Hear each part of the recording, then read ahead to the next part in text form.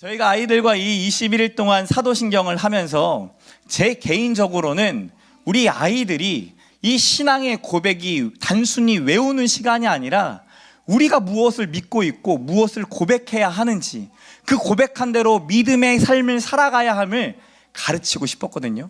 특별히 처음에 나오는 전능하사. 이 전능하다는 게 무슨 말이죠? 모든 것이 가능하다, 모든 것을 할 수 있는 신이다. 이 전능하사라는 말이 한 번 더 나와요.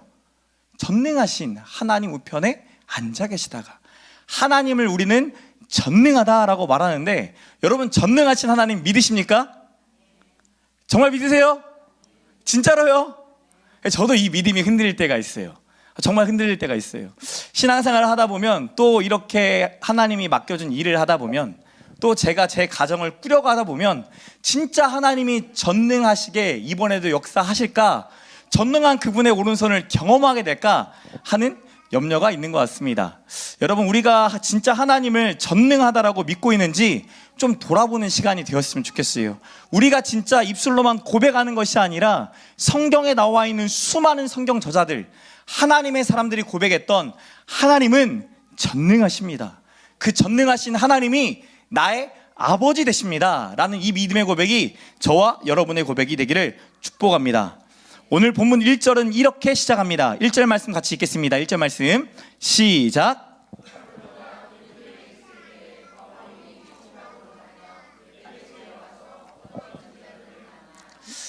본문 1절은 아볼로와 바울에 대한 이야기를 합니다. 아볼로라는 사람이 예배소에서 고린도로 가 예수는 그리스도다라는 것을 전하기 위해 떠났고, 바울은 3차 전도 여행을 홀로 떠나면서 2차 전도 여행 때 다녔던 지역, 그 윗지방 갈라디아와 부르기아를 다니면서 그때 세웠던 제자들을 굳건히 합니다. 그리고 마침내 오늘 본문인 마음에 품었던 예배소에 이르게 됩니다. 여러분, 지난주 말씀 기억하세요? 이 예배소는 지난 2차 전도 여행 때 바울이 마지막으로 도착했던 도시였어요. 돌아가는 길목에 도착했던 곳입니다. 그때 회당에 들어가 사람들에게 말씀을 전합니다. 예수에 대해, 하나님의 나라에 대해 전하지 않았겠어요? 그랬더니 이 유대인들의 반응이 참 좋았어요. 이곳에 더 머물러서 우리에게 더 많이 이야기해달라라는 제안을 합니다. 그때 바울이 어떤 선택을 하죠? 이 제안을 거절합니다. 쿨하게 거절하면서 이 한마디 합니다. 만일 하나님의 뜻이면 너희에게 돌아올게. 쿨하게 떠났어요. 근데 많은 학자들은 이렇게 이야기합니다. 바울이 2차 전도여행 때 그냥 쿨하게 떠난 것처럼 보여지지만 바울의 마음속에 예배소를 품으며 하나님께 기도했을 거다. 분명히 하나님께 기도하면서 예배소를 품었기 때문에 다시금 돌아오지 않았겠냐라고 이야기합니다. 다니엘이 끝나고 제 마음에 남은 여러 가지 메시지가 있었습니다. 그리고 그 마음이 사라지기 전에 사랑의 헌금, 여러분들이 헌금했던 이 귀한 헌금을 어디에 흘려보내야 될지 알아보는 와중에 호성 보육원에 가게 되었습니다. 호성 보육원에 방문했는데 정말 놀랍게도 하나님이 특별한 사람을 보여주십니다. 다름 아닌 제 지인인 거예요. 저희 아버지 교회 개척하고 초창기 멤버였던 장로님의 딸이 그곳에서 일한 지 20년이 됐다라는 얘기를 하시는 거예요. 갑자기 만난 그 사람, 그분을 보고 저도 당황했고 그분도 당황했고, 그런데 만나서 너무나 반갑고 따뜻한 마음이 드는 거예요. 예상치 못했던 곳에서 예상치 못한 분을 만나니까 뭔가 하나님이 이곳을 향한 계획이 있겠구나라는 마음이 제 안에 듭니다. 국장님과 과장님의 이야기를 듣는데 저에게 딱 걸리는 말씀을 하시는 거예요. 연말이어서 사람들이 많이 후원하죠. 크리스마스에 특별히 사람들이 많이 오죠 라고 물어봤더니 예상 밖의 대답을 하십니다. 코로나 때부터, 그 이후부터 경제가 어려워지면서 후원이 들어오는 것들이 많이 줄었다라는 거예요. 저와 사모와 광 목사님이 같은 반응을 보였어요. 더 이상 무슨 반응을 해야 될지 모르겠더라고요. 국장님이 떠나는 저희를 끝까지 따라오시면서 배웅해 주십니다.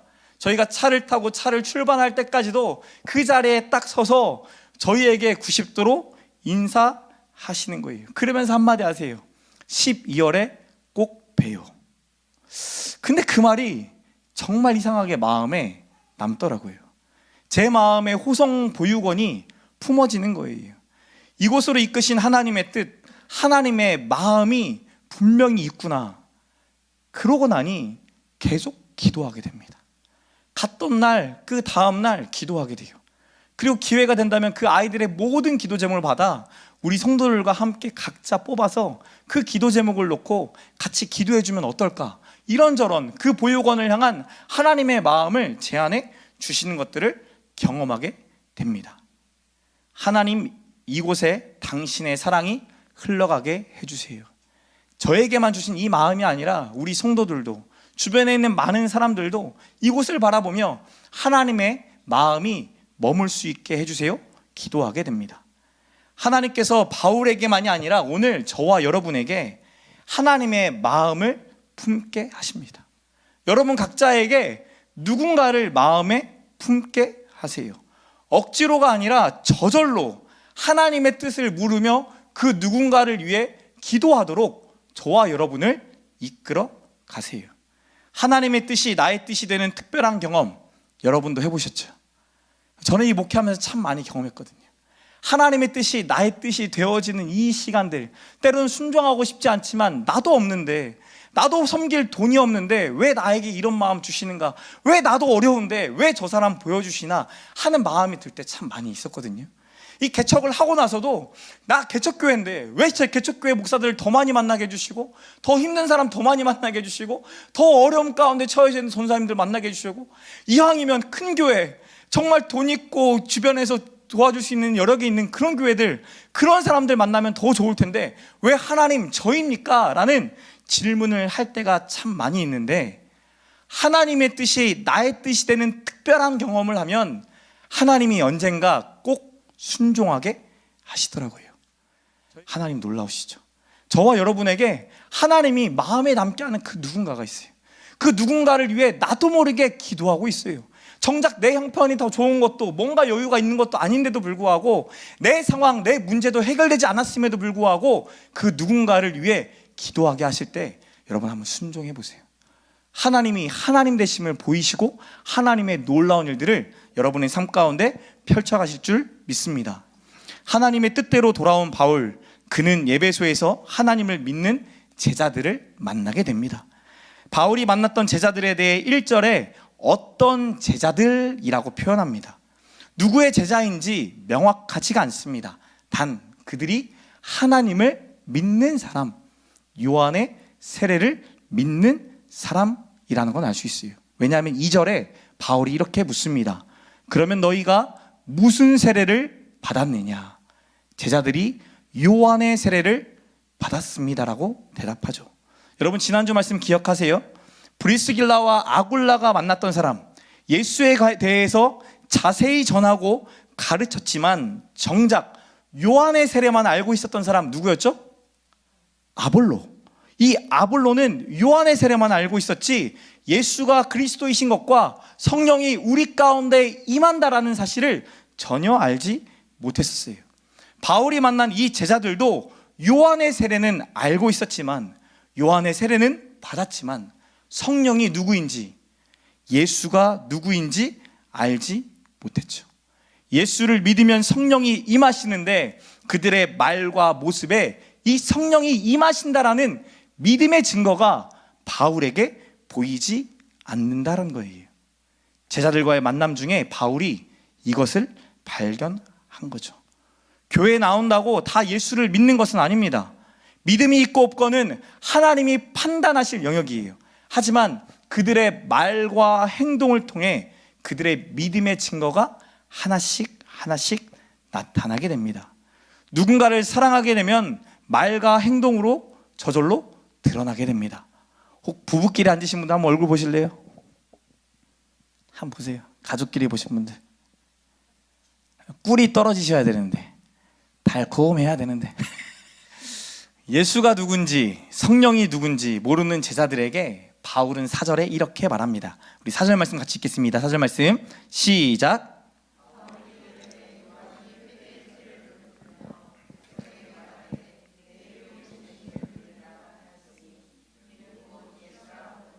세례 요한이 너희에게 세례를 베풀며 말하지 않았냐?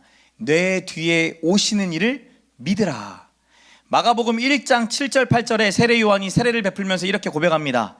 나보다 능력 많으신 이가 내 뒤에 오시나니 나는 굽혀 그의 신발끈을 풀기도 감당하지 못하겠노라. 나는 너희에게 물로 세례를 베풀었거니와 그는 나에게 성령으로 세례를 베푸시리라. 세례 요한이 말했던 너희가 믿어야 할 분, 성령으로 세례를 베푸시는 그리스도 구원자가 바로 이 예수다라고 바울이 증거하는 겁니다. 그러자 어떻게 반응했겠어요? 5절 봅시다. 그들이 듣고 주 예수의 이름으로 뭐를 받으니라?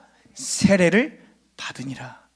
주 예수의 이름으로 세례를 받는다라는 것은 예수가 나의 죄를 씻기 위해 죽으시고 부활하신 것을, 나의 그리스도이자 나의 구원자이심을 내가 믿습니다라는 고백이에요. 그래서 세례를 받으시는 분들은 이 성도들 앞에 고백하는 거거든요. 개인으로는 나를 위해 살지 않고 이제는 주를 위해, 나는 주께 속하여 싸우니 주를 위해 살겠습니다 라는 표현이죠. 주의 몸된 교회에는 나는 오늘로부터 이 그리스도의 몸된 교회의 일원이 되었습니다 라는 표예요. 마지막 사탄에게는 이제는 주님의 말씀을 쫓고 순종하겠다, 내가 더 이상 너의 종이 아니다 라는 것을 선포하는 자리가 이 세례를 받는 자리예요. 이 세례를 통해 어떠한 결과가 6절에 나옵니까? 6절 말씀 함께 읽겠습니다. 6절 말씀 시작. 그들에게 안수함에 성령이 그들에게 임하심으로 방언도 하고 예언도 하니. 예수를 믿게 되니 그들 가운데 성령이 임재했다라는 것이 가시적으로 나타났어요. 12명의 제자들이 요한의 세례를 받을 때는 경험하지 못했던 성령의 세례를 받고 나니 내 안에 함께 하시는 그 하나님을 경험하게 됩니다. 사도행전 저자는, 이 저자인 누가는 계속해서 이 사도행전을 살펴보면서 강조하는 거예요. 예수를 믿으면 우리 안에 성령이 임한다. 다니엘 기도회를 하면서 예수님을 믿는 사람들의 이야기가 여러분 개인에게 도전이 되셨을 거예요.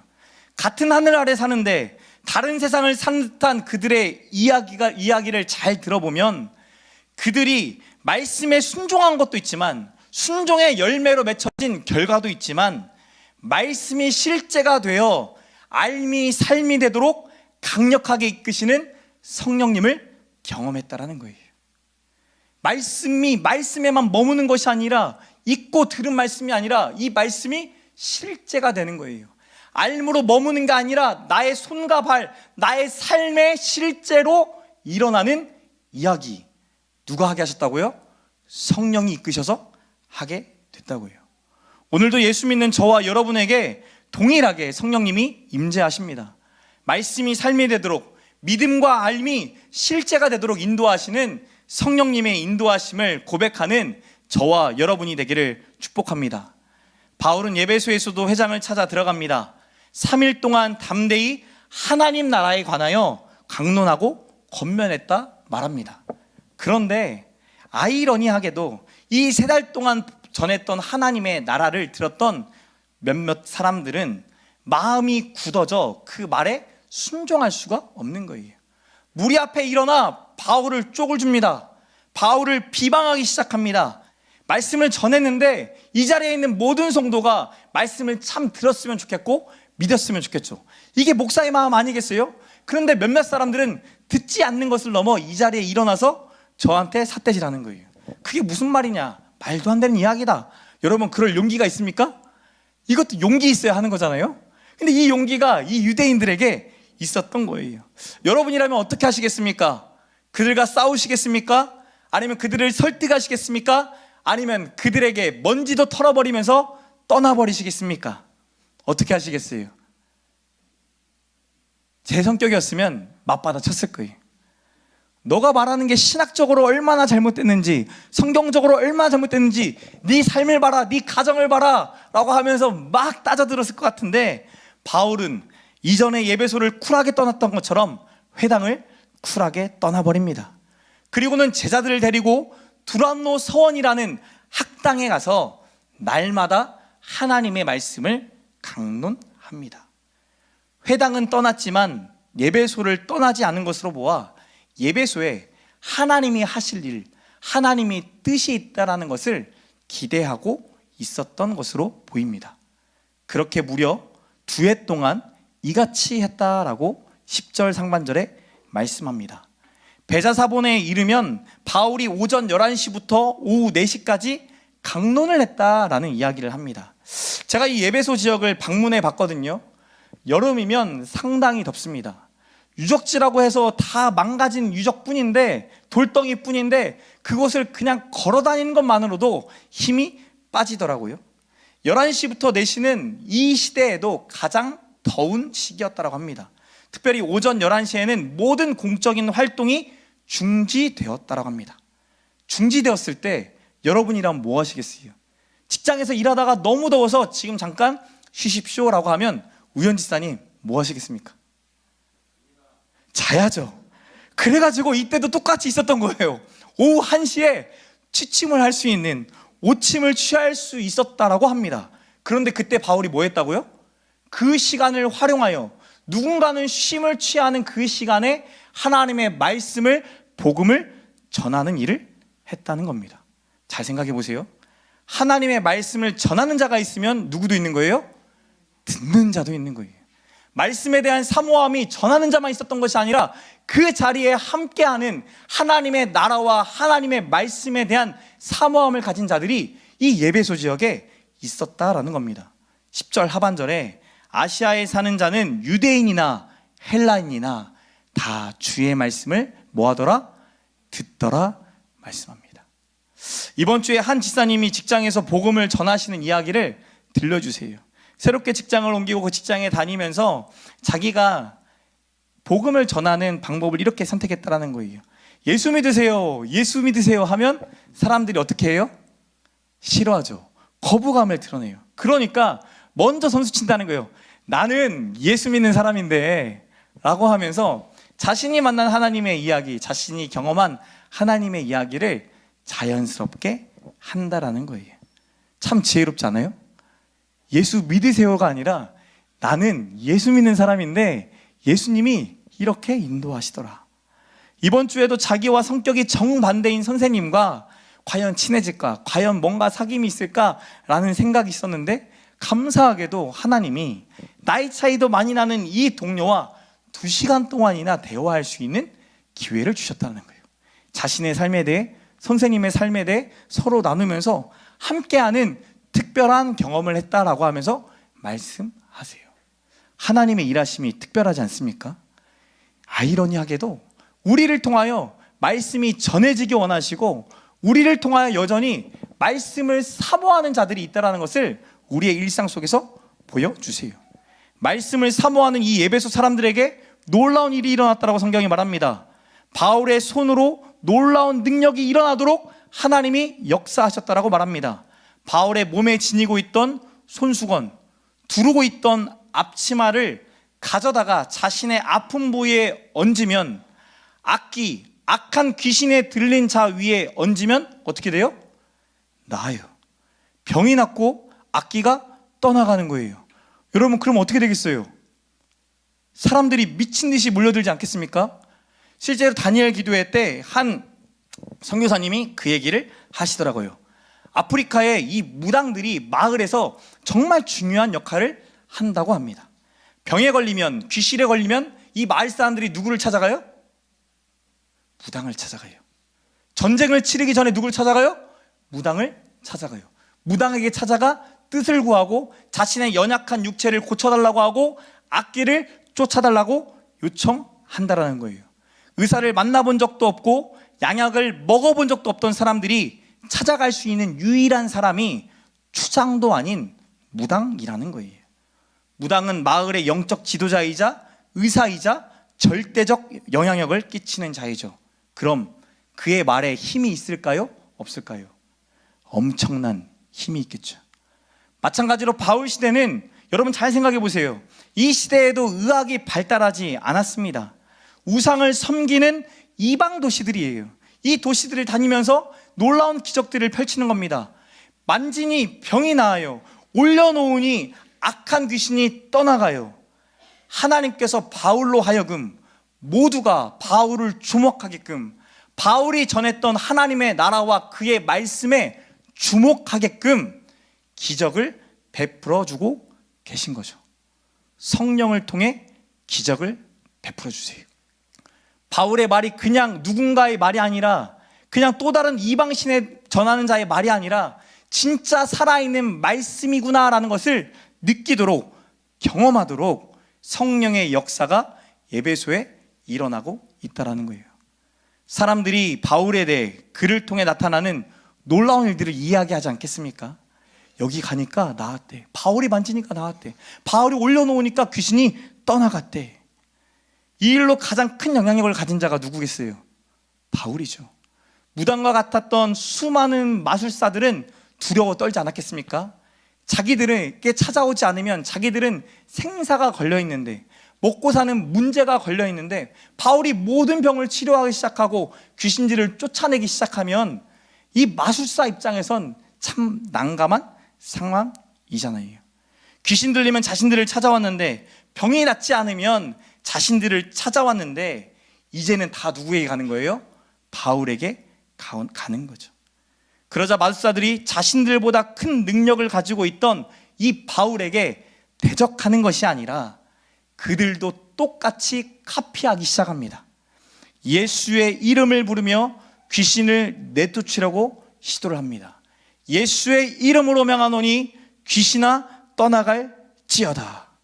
근데 그 중에 누구도 있었다고요? 유대인 제사장의 아들인 스게와의 7 아들도 있었다라고 성경이 말합니다.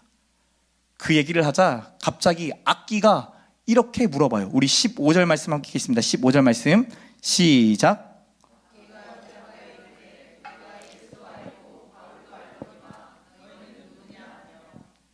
여러분, 귀신 들린 사람 보는 것도 무서운데 귀신 들린 사람의 입에서 악귀의 말이 나온다고 하면 얼마나 소름 끼치겠어요.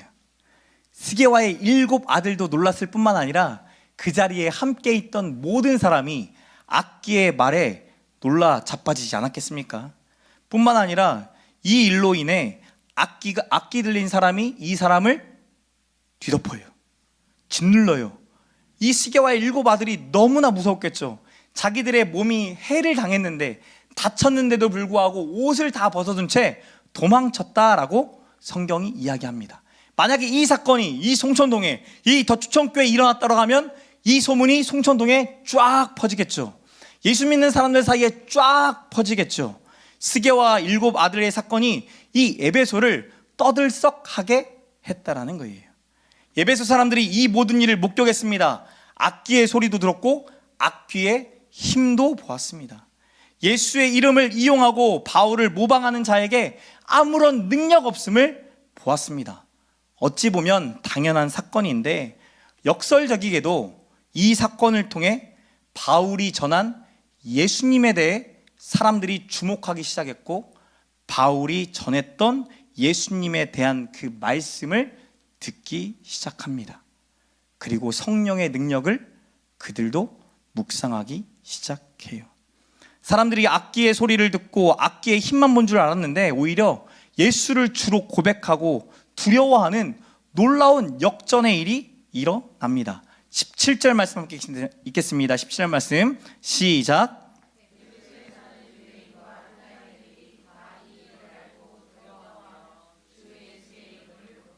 18절에 신도가 된 많은 사람들이 자신의 죄를 회개하기에 이르게 됩니다. 여러분, 이게 이해가 되세요? 스게와 7 아들이 귀신을 쫓아내기는커녕 귀신에게 오히려 당했는데, 사람들은 그 일을 보면서 악기도 존재하는 것만이 아니라 누구도 존재한다? 예수 그리스도도 존재하다. 바울이 전했던 그 능력, 그 성령의 능력이 예수 그리스도를 통해 나타난다라는 것을 사람들이 믿기 시작했다라는 했다라는 거예요. 심지어 마술을 행했던 많은 사람들이 그 책들을 모아가지고 와 모든 사람들이 보는 앞에 불사르기 시작합니다. 여러분, 저는 이게 별로 그렇게 크게 감동이 오진 않았어요.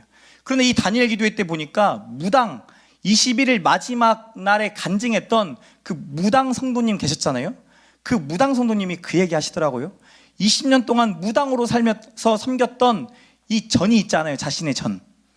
이 전을 다 불태우는데 너무나 두렵고 떨리더라는 거예요. 왜요? 이것을 불태우다가 죽은 무당들이 실제로 존재한다고 합니다. 이 마술사들에게 있어서 그 책을 불태웠다라는 것은 내가 죽을 수도 있다라는 것을 전제하고 있다라는 거예요.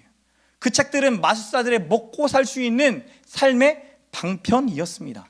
자신들을 먹여 살리는 나쁜 일이지만, 누군가를 조정해야 될 일이지만 그것들을 통해 먹고 사는 인생이었어요.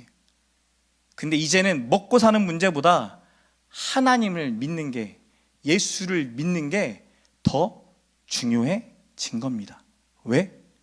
내가 진짜 두려워할 자가 누구인지를 발견했기 때문이에요. 스게와의 7 아들은 하나님을 두려워하지 않았어요. 예수님의 이름을 두려워하지 않았어요. 참 신이라고 여기지 않았기 때문에. 그런데 마술사들은 본 거죠. 악령이 오히려 역사하는 걸 통해 진짜 내가 두려워할 자가 예수 그리스도구나. 생명도 나의 물질도 다 이분께 바쳐서라도 내가 이분 앞에 두려워해야 되고 이분 앞에 살아가야 하는구나. 사랑하는 성도 여러분, 여러분은 하나님 좀 두려우십니까? 예수를 믿으면 살아갈 때 여러분 하나님에 대한 두려움이 있으세요? 하나님이 우리를 끝까지 사랑하신다는 믿음은 있으시죠? 저와 여러분 다 있잖아요. 저도 있어요. 근데 하나님 두려움도 경험하십니까? 여러분이 믿고 있는 예수가 두렵게 여겨질 때 있으세요? 있거든요. 내 죄를 죄로 인식하지 못하고 살아갈 때, 나도 모르게 죄에 대해 민감하지 않아질 때, 나도 모르게 하나님이 느껴지지 않고 예수가 느껴지지 않을 때, 나도 모르게 하나님의 말씀이 들려지지 않고 나의 모든 관계들이 깨어져 갈 때 우리 사실 두렵잖아요. 그때가 정말 두려워야 될 때잖아요. 사랑하는 성도 여러분, 우리도 하나님의 사랑을 입은 자이지만 하나님 앞에 두려워하는 자, 여호와 하나님을 경외하는 저와 여러분 되시길 축복합니다. 그 책값이 자그마치 은 5만이라고 했어요. 요즘 1일 1당으로 계산했을 때 약 50억이에요. 50억이라는 엄청난 돈을 불태울 만큼 마술사들에게는 여호와 앞에 서는 것이, 예수 앞에 서는 것이 누구보다 중요했다는 거죠. 바울이 전한 복음은 누구를 위한 복음이었을까요? 이 마술사들을 위한 복음이었고, 스게와 7 아들을 위한 복음이었고, 하나님을 두려워하지 않는 자들을 향한 복음이었어요. 사랑하는 성도 여러분, 저와 여러분에게 하나님의 말씀이 임해요. 저와 여러분에게 하나님의 말씀을 붙잡고 살아갈 권세를 주셨어요. 근데 여호와 하나님이 때로는 두려우셔야 돼요. 여호와 하나님이 그 사랑도 크지만 하나님이 우리에게 공의와 정의를 행하심을, 말씀을 말씀대로 이루심을 두려워하며 살아가는 경외감이 있기를 축복합니다.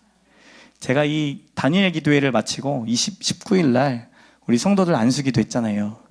안수기도를 하다가 저희 창조 태양이를 마지막으로 기도하는데 하나님이 그 마음 주시는 거예요. 우리 아이들이 사도신경 때 고백했던 전능하신 하나님, 하나님 우리 아이들이 하나님이 전능하시다라는 것 좀 믿게 해주세요. 그 하나님이 전능하셔서 우리의 삶의 모든 문제를 다스리실 뿐만 아니라 때로는 그 전능하신 하나님 앞에 설 때 두려움이 있는 자 되게 해주세요. 제가 이 기도했어요. 하나님 우리 창조와 태양이가 하나님 안에서 하나님의 축복을 누리며 만남의 복을 누리며 잘 살아가는 자 되기를 원합니다.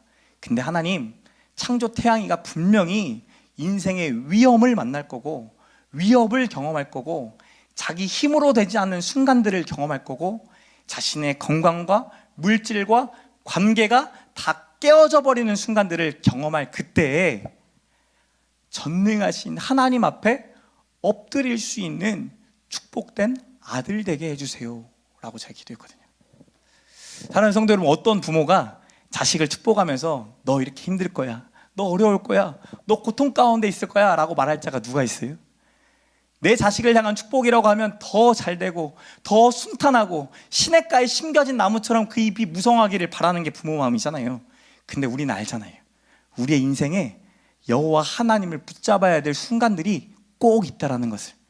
잘 될 때도 붙잡아야 되지만 잘 되지 않을 때도, 내가 높아질 때도 하나님을 붙잡아야 되지만 내가 한없이 낮아질 때도, 세상 사람들이 나를 비웃을 때도, 나를 칭찬할 때도 누구를 바라봐야 돼요?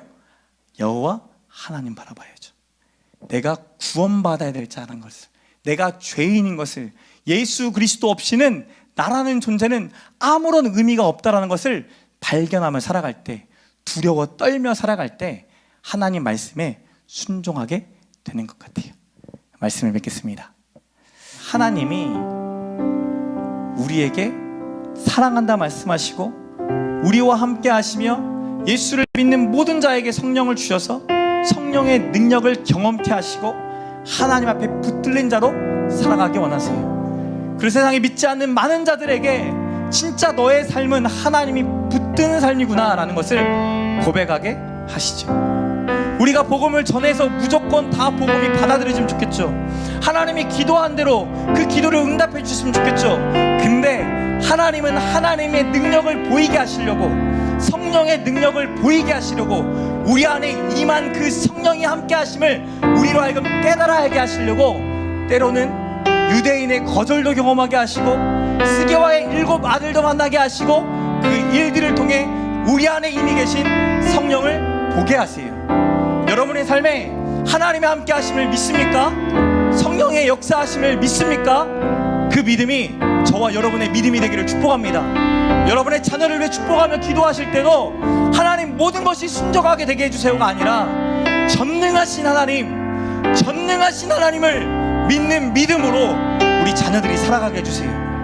환난을 만나도 고난을 만나도 이해가 되지 않아도 그 순간에도 전능하신 하나님을 두려워함으로, 그 전능하신 하나님을 의지함으로 말씀을 믿고 기도하는, 말씀을 붙잡고 기도하는 주의 백성 되게 해달라고 기도하는 저와 여러분 되시길 축복합니다.